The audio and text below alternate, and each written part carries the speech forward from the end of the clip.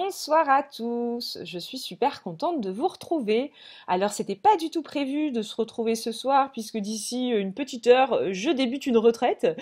Bah voilà, l'appel a été plus grand donc bah, je tourne cette vidéo avec les moyens du bord. Donc j'ai mis une petite lumière qui n'est pas habituelle et qui donne un petit rendu jaune pipi, désolé. Et je n'avais pas mon micro donc je me retrouve avec ce petit truc en guise de micro. J'espère que ça vous dérangera pas trop pour l'écoute, puisque de toute façon, le plus important, c'est le fond et pas la forme. Ici, j'ai eu cet appel très net à prendre le micro ce soir pour vous parler d'une prise de conscience et au-delà d'une prise de conscience, d'une perspective, d'une vision autour de la spiritualité, autour des temps actuels, qui, à mon sens, est extrêmement libératrice et aussi qui permet d'aller un petit peu plus loin dans tout le processus qui est en cours en ce moment sur Terre. C'est vrai qu'on parle beaucoup d'une période actuelle qui est quand même liée à un effondrement d'un ancien paradigme pour laisser advenir un nouveau paradigme. Sauf que souvent, on va parler d'un effondrement dans la matière pour laisser renaître quelque chose dans l'esprit. Or ici, si on élargit un petit peu le propos, puisque nous sommes à la fois matière et esprit, et que les deux sont intimement liés, et la matière et l'esprit sont deux polarités, et l'idée ici c'est de recouvrir le centre. Donc quand on parle d'un effondrement dans la matière, c'est un petit peu, il nous manque aussi l'autre partie dont on parle que très peu, c'est l'effondrement dans l'esprit, l'effondrement spirituel. Donc c'est vrai que la période qu'on vit actuellement, bah oui, il y a un effondrement qui va se poursuivre dans la matière tel qu'il est déjà à l'œuvre aujourd'hui et visible aujourd'hui, mais il y a également le même effondrement qui va avoir lieu dans la spiritualité, dans le sens que l'on donne à sa vie, dans le sens profond de l'incarnation et de la direction que chaque être a à incarner dans sa vie. Il s'avère ici que cet effondrement, il est magnifiquement orchestré. Et l'une des manières de faciliter cet effondrement, c'est tout simplement de commencer progressivement sur Terre à venir inverser un petit peu la vapeur au sujet de tout ce qui va pouvoir être retranscrit. Il s'avère que sur Terre, il y a des êtres très inspirants qui ont foulé ce sol il y a quelques années, il y a des milliers d'années, pour venir un petit peu infuser une certaine forme d'énergie, une certaine forme de message et incarner une certaine forme de maîtrise sur Terre. Ils sont venus montrer l'exemple. On va parler de grands guides spirituels ou de grands maîtres. Bon, on peut citer Jésus par exemple. Hein. Et ici, ces grands maîtres et ces grands guides ont foulé ce sol sur Terre à un instant T. Et aujourd'hui, ce qu'on peut quand même remarquer, c'est que il y en a plus beaucoup qui foulent ce sol. Alors bien sûr, ça serait généraliser que de dire qu'il n'y en a plus, puisque dans cette vidéo, on va voir qu'en fait, nous sommes tous nos propres maîtres. Et nous incarnons tous cette maîtrise spirituelle à différents niveaux. Mais qu'il n'y a plus forcément besoin dans la forme de personnes qui vont jouer ce rôle dans cette matière actuellement, puisque ce qui va nous être demandé dans cette grande transformation que nous sommes en train de vivre, ça va être de rentrer en dedans et de tourner le regard en dedans. C'est d'ailleurs ce que ces grands maîtres qui ont foulé le sol il y a quelques milliers d'années nous ont tous dit. Ils nous ont tous dit, attention, j'incarne quelque chose ici, mais je ne l'incarne pas pour vous dire que vous n'êtes pas ceci ou que c'est rendu accessible qu'à une élite spirituelle.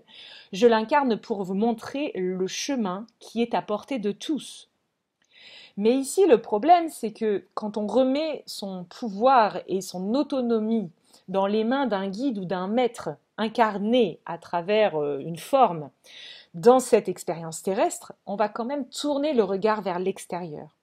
Or, dans cette grande transformation que nous sommes en ce moment en train de vivre, et ici je parlerai surtout de l'Occident, puisqu'on est en Occident ici, et je ne parlerai pas du même dessin ou du même plan selon les continents, et évidemment qu'en Orient, il y a encore de grands maîtres qui foulent actuellement ce sol, parce qu'il y a différents dessins selon les endroits où nous sommes incarnés.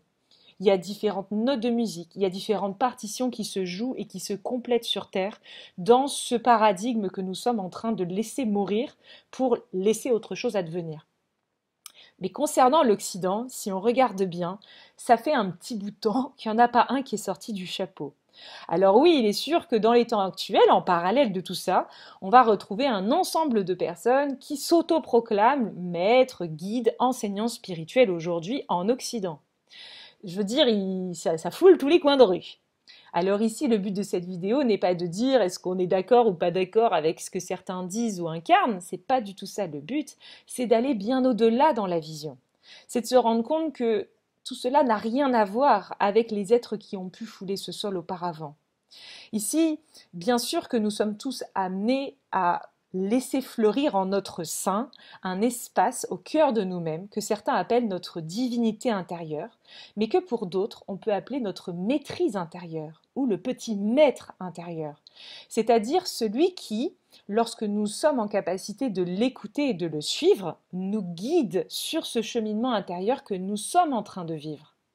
À l'intérieur de chaque être siège cet espace de maîtrise. Peu importe par la suite ce qu'on va incarner en termes de profession ou de métier, peu importe ce qu'on va incarner, lorsque nous sommes reliés à cette maîtrise en soi, c'est alors cela que nous offrons au monde. Que ce soit en ramassant les ordures, en étant cuisinier ou en étant, entre guillemets, en train de dispenser un enseignement dans une formation, ça ne change rien, puisque ce qui compte ici va être le fond et non la forme. Quand je parle de fond, je parle ici de la reliance qu'on va entretenir avec cette divinité et avec cette maîtrise, avec ce grand maître intérieur, cet esprit qui nous insuffle l'essentiel et l'essence même de ce que nous sommes. Et cette essence même de ce que nous sommes est accessible à tous. Elle est à portée de tous puisqu'elle est à l'intérieur de chaque être. Et il me semble qu'aujourd'hui en Occident, s'il n'existe quasiment plus d'êtres qui incarnent à la fois dans leur intériorité et dans la forme ce cheminement de maître spirituel, c'est tout simplement pour nous amener à tourner le regard en dedans et à laisser émerger, à révéler au cœur de soi-même cet espace qui siège au plus profond de tous les êtres aujourd'hui. Ici, on sort de siècles et de siècles, que ce soit avec la religion ou que ce soit avec tout ce qui s'est produit dans l'histoire de l'Occident, on sort quand même d'un grand temps où on a remis notre pouvoir de divinité intérieure dans les mains d'un être qui l'incarnait à l'extérieur. C'était pas grave, c'était le chemin, il fallait des êtres pour montrer le chemin dans la forme, mais aujourd'hui on nous demande de rentrer en dedans et de faire ce cheminement à l'intérieur. Et voilà l'une des raisons pour lesquelles il y a si peu d'êtres aujourd'hui sur lesquels on peut raccrocher ce cheminement. Et je le dis haut et fort puisque cela ne veut pas pour autant dire qu'il n'y a pas des êtres aujourd'hui qui, de par leur reconnexion avec cette divinité intérieure ou avec cette maîtrise intérieure, ne sont pas amenés par le verbe, par les actes ou par toute autre forme d'expression à retranscrire dans la matière le fruit de cet enseignement, le fruit de cette essence, le fruit de cette divinité qui coule à travers eux. Mais attention ici, quand on retranscrit cette divinité intérieure ou cette maîtrise intérieure, cela ne fait pas de nous pour autant des maîtres spirituels. Nous sommes ici des porte-paroles de cette sagesse. Et en fait ici, quand on réalise ça, ça allège énormément. Pourquoi ? Parce qu'il y a de plus en plus de personnes en ce moment sur Terre qui se reconnectent à leur essence, qui bien sûr commencent à capter ce grand champ existentiel, ce grand enseignement magnifique de ce que nous sommes. En se reconnectant avec leur êtreté et avec leur divinité, progressivement ils se laissent infuser par l'essence même de cet enseignement, qui par la suite s'exprime de mille et une manières en fonction des différentes facettes qui nous composent en tant qu'être incarné. Je parle ici de facettes de personnalité. Ici, imaginez recevoir des enseignements, recevoir des inspirations, recevoir des élans, et tout simplement être amené à les retranscrire. Mais le problème ici, c'est que beaucoup d'êtres, certains, n'osent pas le retranscrire puisqu'ils ne se retrouvent pas légitimes à le faire. Pourquoi parfois on ne se sent pas légitime ? Parce que, tout simplement, il y a des moments de grande reconnexion avec cette divinité, où tout nous paraît très clair, où tout est très transparent et où c'est évident. Mais ces moments de grande reconnexion ne durent pas forcément. Et ils sont entrecoupés par des moments que j'appellerais des moments d'humanité, où on va avoir quelque chose qui nous déstabilise, une émotion, etc., etc.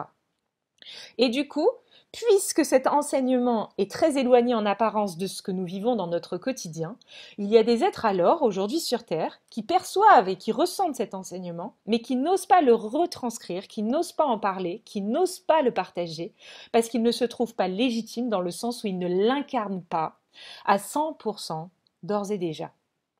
Mais ici, j'ai envie de dire, ce n'est pas l'intention profonde. L'intention profonde, ce qui est demandé, c'est d'être le porte-parole. Un porte-parole, il apporte par le verbe et par l'action ce qu'il ressent et ce qu'il entend et ce à quoi il est connecté. Nous n'avons jamais dit qu'il fallait être quelqu'un de parfaitement, d'être un grand maître, justement, un véritable maître aussi dans la forme, pour avoir cette grande aspiration à retranscrire ce que l'on ressent comme essentiel à nos yeux.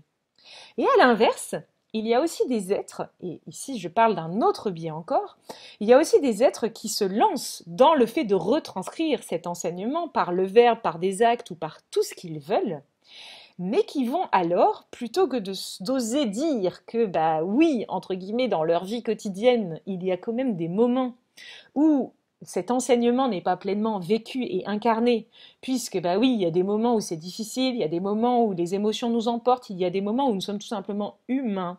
Et dans cette humanité, nous apprenons à devenir probablement meilleurs, ou j'en sais trop rien encore. Bah plutôt que d'avouer ça avec humilité, certaines personnes vont alors se mettre en tête de retranscrire ce qu'ils reçoivent et de se forcer par des postures spirituelles, que l'on va appeler des petits personnages de maître, à incarner par la posture et non pas par l'énergie et par le cœur, à incarner de manière du coup dissimulée et non pas authentique le fruit de cet enseignement. Et qui parfois même vont se mettre une pression énorme pour pouvoir être comme l'enseignement a dit tout le temps. Si bien que si dans cet enseignement on ressent par exemple que la colère est quelque chose qui peut être extrêmement destructeur et qui serait peut-être temps d'arrêter de se laisser emporter par ces grandes vagues de colère, bah, il s'avère que par la suite, si on commence à s'identifier à tout cela et qu'on pense que tout de suite il faut y arriver, on va alors rentrer dans une certaine forme de contrôle de soi, où on ne va plus se laisser appréhender les différentes perspectives émotionnelles qui peuvent passer à travers nous, et on va commencer à barricader du contrôle et des boucliers tout autour de nous.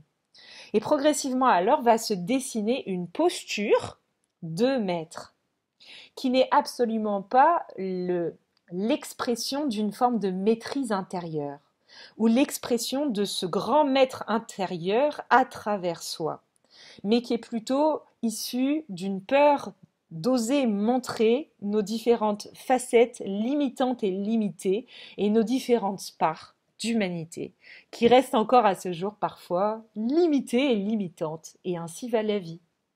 Ici, je tiens à partager ce propos pour permettre à tous de s'alléger de ce grand poids. Si aujourd'hui on prend conscience que en se reconnectant profondément avec ce que nous sommes, nous ressentons des choses et nous nous reconnectons avec cette sagesse, et que par la suite nous pouvons être les porte-paroles de cette sagesse, mais qu'être un porte-parole ne veut pas forcément dire l'incarner à 100% de son temps, tout le temps. Ce n'est pas parce qu'on porte la parole de quelque chose que l'on ressent comme essentiel que l'on doit s'astreindre et se forcer à respecter à la lettre chaque chose. C'est pas parce qu'on entend et qu'on ressent quelque chose comme essentiel que nous sommes aptes, d'ores et déjà dans l'instant, à l'incarner pleinement. Et cela va de soi, avec d'ailleurs le fait de l'incarner au sens plus noble du terme. Puisque cette grande maîtrise, ce grand enseignement qu'est la conscience de soi au cœur de ce monde, bah quoi de plus beau et quoi de plus humble dans le fond que de reconnaître que nous sommes tous en chemin. Et en fait ici, au plus tous les êtres qui retranscrivent par leurs actes ou par leurs verbes cette sagesse, au plus ces êtres feront preuve de vulnérabilité, d'authenticité et d'humilité envers ce grand principe qu'est cette sagesse universelle, au plus ils oseront montrer leurs travers, leurs pas de côté et leur apprentissage qui pour eux-mêmes est en cours, même s'ils reçoivent les fruits de cette sagesse sous la forme d'un enseignement ou de différents élans créateurs, au plus vite ces êtres-là vont le reconnaître. Au plus vite alors, on pourra sortir d'une société où les êtres cherchent sans cesse des grands maîtres à l'extérieur d'eux-mêmes pour faciliter leur guérison ou leur propre cheminement. Puisqu'ici, ce grand art de maîtrise de soi, une fois qu'il se dévoile au cœur de soi-même, il invite non pas à prendre ce qui est à l'intérieur et à le donner à l'autre, il invite tout simplement à rayonner de l'intérieur et à tellement rayonner que cela éclaire, réveille et éveille la maîtrise chez l'autre. On dit souvent, éveille, un véritable médecin est celui qui éveille ton médecin intérieur, ou un véritable guérisseur est celui qui éveille ton guérisseur intérieur. Mais c'est très vrai d'un certain point de vue. Et pour autant, c'est pas quelque chose qui est très coutume. Puisque nous cherchons, beaucoup de personnes qui aujourd'hui sont dans une forme de mal-être, sont dans des difficultés, cherchent des maîtres et des guides à l'extérieur d'eux-mêmes, et qu'il y a des êtres qui jouent encore ces rôles et qui se fourvoient dans ces rôles, ou qui, ne sachant pas qu'ils sont juste des porte-paroles, n'osent pas se relâcher pleinement dans leur rôle d'humain, eh bien tout cela est encore entretenu. Et tout cela durera encore le temps qu'il faudra. Et je ne dis pas tout cela parce qu'en gros, c'est pas bien ou quoi que ce soit. Je dis tout cela pour aider les êtres qui, peut-être comme moi, ont pu vivre des moments de grandes difficultés et de grandes distorsions entre ce qu'ils pouvaient ressentir comme étant essentiel et certains actes qu'ils pouvaient encore incarner.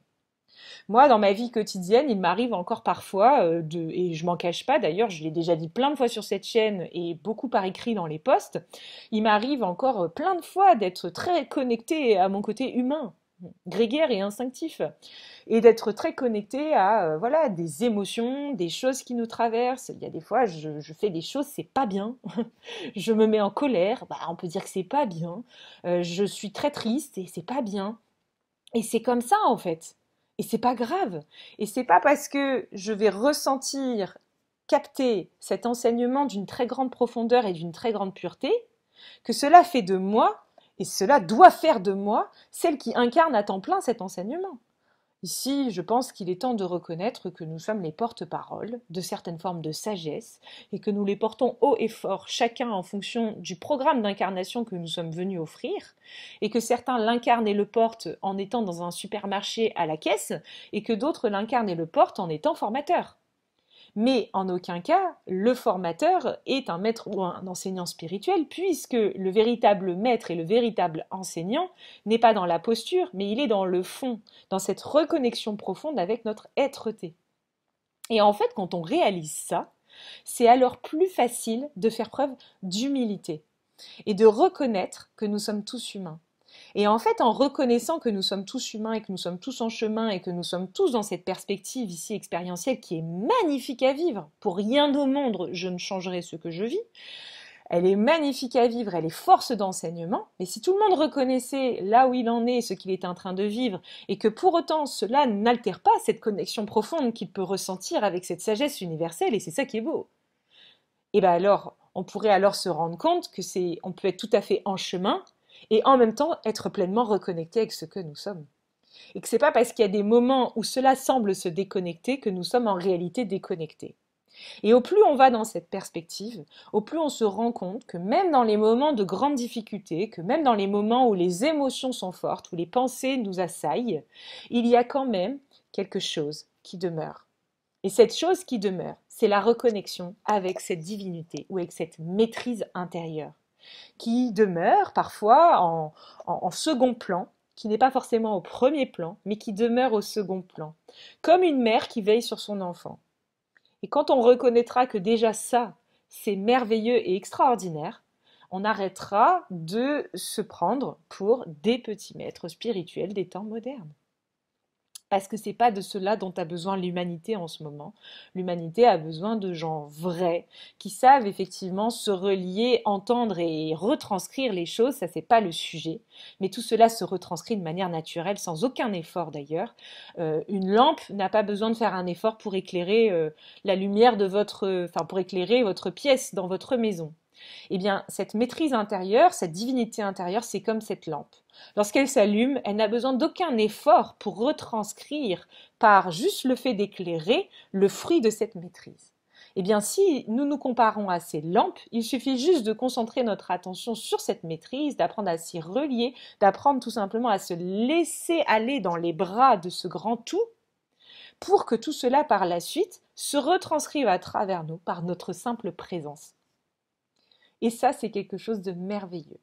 Et contrairement à ce qu'on pourrait imaginer, quelqu'un qui commence à rentrer dans cette véritable maîtrise et qui en est aujourd'hui le porte-parole n'est pas forcément un être qui vous proposera des solutions pour guérir, pour transformer votre vie ou pour aller mieux, mais ce sera peut-être un être qui vous invitera à descendre au plus profond de vous-même, à venir allumer cette petite lampe qui, elle, vous guidera dans la direction de votre guérison intérieure, qui, elle, vous guidera dans la direction de votre paix intérieure.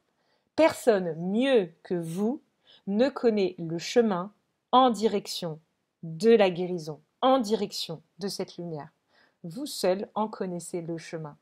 Mais certains êtres, en étant les porte-paroles de cette sagesse, aident à éclairer cette petite lanterne qui a juste besoin aujourd'hui d'être vue et entendue. Voilà. Je vous souhaite à tous une belle soirée et je vous retrouve très vite pour une prochaine vidéo. Je vous embrasse.